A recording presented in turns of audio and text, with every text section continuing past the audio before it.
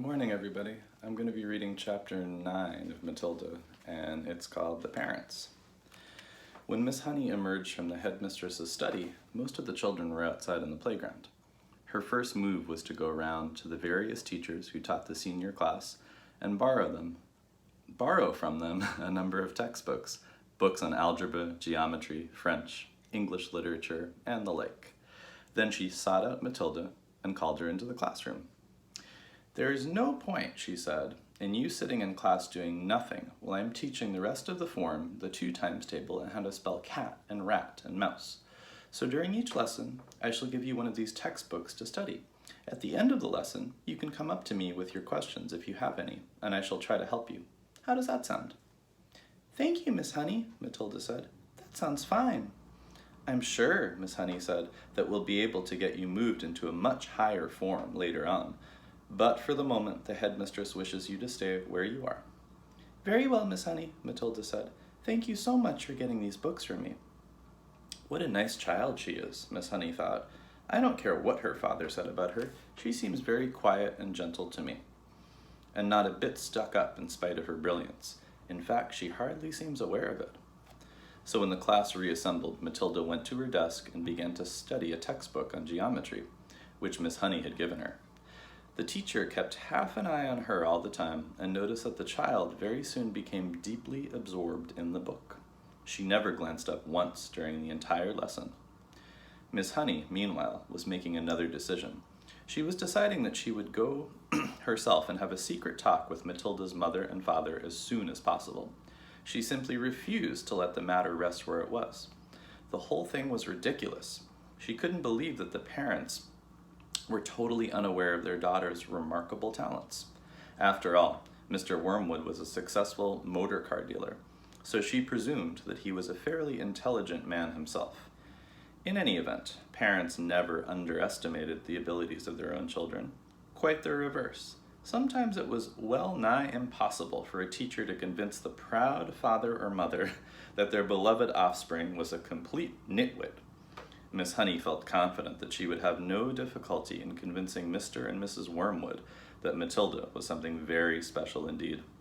The trouble was going to be to stop them from getting over-enthusiastic.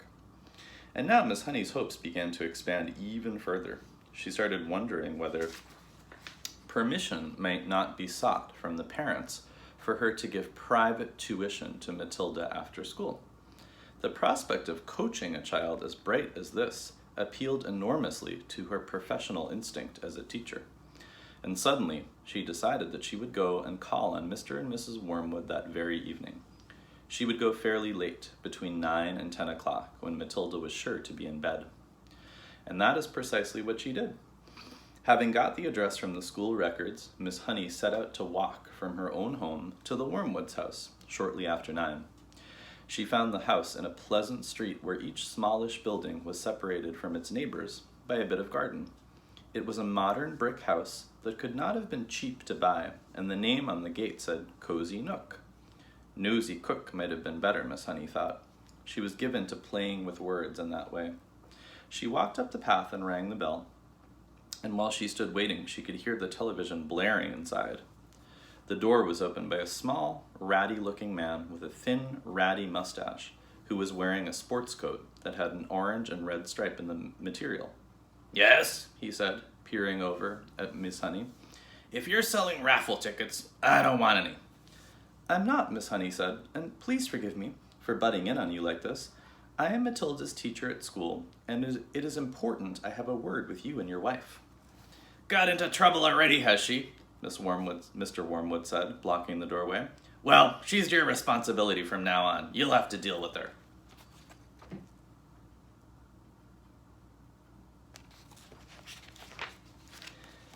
"She is no trouble at all," Miss Honey said. "Quite the opposite. I have come with good news about her. Quite startling news, Mr. Wormwood. Do you think I might come in for a few minutes and talk to you about Matilda?" "We're right in the middle of watching one of our favorite programs," Mr. Wormwood said. "This is most inconvenient. Why don't you come back some other time?" Miss Honey began to lose patience. "Mr. Wormwood," she said, "if you think some rotten TV program is more important than your daughter's future, then you ought not to be a parent." Why don't you switch the darn thing off and listen to me?"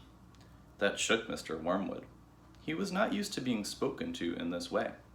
He peered carefully at the slim, frail woman who stood so resolutely out on the porch. "Oh, very well then," he snapped. "Come on in and let's get it over with." Miss Honey stepped briskly inside. "Mrs. Wormwood isn't going to thank you for this," the man said as he led her into the sitting room where a large, platinum blonde woman was gazing rapturously at the TV screen. "Who is it?" the woman said, not looking around. "Some school teacher," Mr. Wormwood said. "She says she's going to talk to us about Matilda." He crossed to the TV set and turned down the sound, but left the picture on the screen. "Don't do that, Harry," Mrs. Wormwood cried out. "Willard is just about to propose to Angelica." "You can still watch it while we're talking," Mr. Wormwood said. "This is Matilda's teacher. She says she's got some sort of news to give us." "My name is Jennifer Honey," Miss Honey said. "How do you do, Mrs. Wormwood?" Mrs. Wormwood glared at her and said, "What's the trouble then?" Nobody invited Miss Honey to sit down, so she chose a chair and sat down anyway. "This," she said, "was your daughter's first day at school." "We know that," Mrs. Wormwood said, ratty about missing her program. "Is that all you came to tell us?"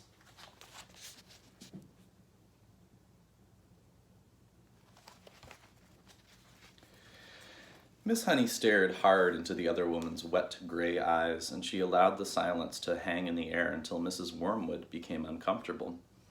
"Do you wish me to explain why I came?" she said. "Get on with it then," Mrs. Wormwood said. "I'm sure you know," Miss Honey said, "that children in the bottom class at school are not expected to be able to read or spell or juggle with numbers when they first arrive. 5-year-olds cannot do that, but Matilda can do it all. And if I am to believe her—" "I wouldn't," Mrs. Wormwood said. She was still ratty at losing the sound on the TV. "Was she lying then," Miss Honey said, "when she told me that nobody taught her to multiply or to read? Did either of you teach her?" "Teach her what?" Mr. Wormwood said. To read books," Miss Honey said. "Perhaps you did teach her. Perhaps she was lying. Perhaps you have shelves of books all over the house. I wouldn't know. Or perhaps you're both great readers." "Of course we read," Mr. Wormwood said. "Don't be so daft. I read the autocar and the motor from cover to cover each week." "This child has already read an astonishing number of books," Miss Honey said. "I was simply trying to find out if she came from a family that loved good literature." "We don't hold with book reading," Mr. Wormwood said. "You can't make a living from sitting on your fanny reading storybooks. We don't keep them in the house." "I see," Miss Honey said. "Well, all I came to tell you was that Matilda has a brilliant mind. But I expect you knew that already." "Of course I knew she could read," the mother said. "She spends her life in her room, buried in some silly book."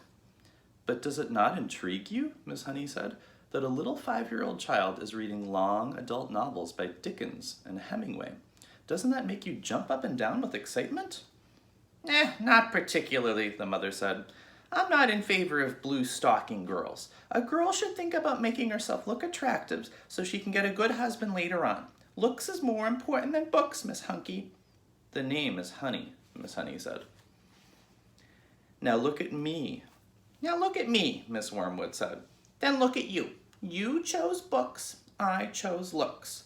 Miss Honey looked at the plain, plump person with the smug, suet pudding face who was sitting across the room. "What did you say?" she asked. "I said you chose books and I chose looks," Miss Wormwood said. "And who's finished up the better off? Me, of course. I'm sitting pretty in a nice house with a successful businessman, and you're left slaving away, teaching a lot of nasty little children the ABCs.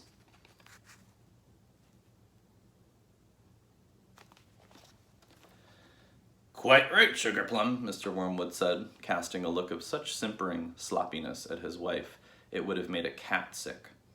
Miss Honey decided that if she was going to get anywhere with these people, she must not lose her temper. "I haven't told you all of it yet," she said. "Matilda, so far as I can gather at this early stage, is also kind of a mathematical genius. She can multiply complicated figures in her head, like lightning." "What's the point of that when you can buy a calculator?" Mr. Wormwood said. "A girl doesn't get a man by being brainy," Mrs. Wormwood said. "Look at that film star, for instance," she added, pointing at the silent TV screen. where a bosomy female was being embraced by a craggy actor in the moonlight. "You don't think she got him to do that by multiplying figures at him, do you? Not likely. And now he's going to marry her. You see if he doesn't? And if she's going to live in a mansion with a butler and lots of maids." Miss Honey could hardly believe what she was hearing. She had heard that parents like this existed all over the place, and that their children turned out to be delinquents and dropouts.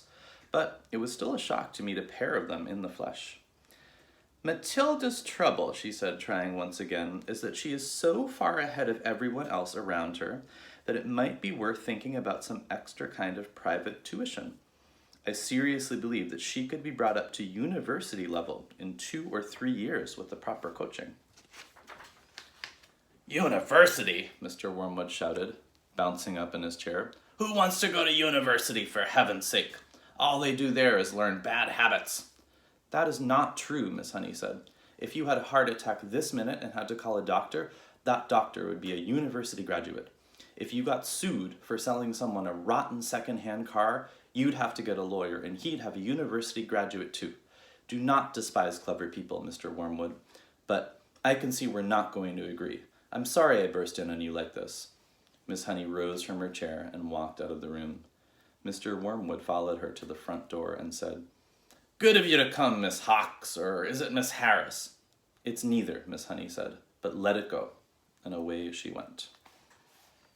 The next chapter is called Throwing the Hammer, and if I can remember correctly, I think it's a really exciting one, and you guys will like it a lot. I hope you have a great day, and see you soon.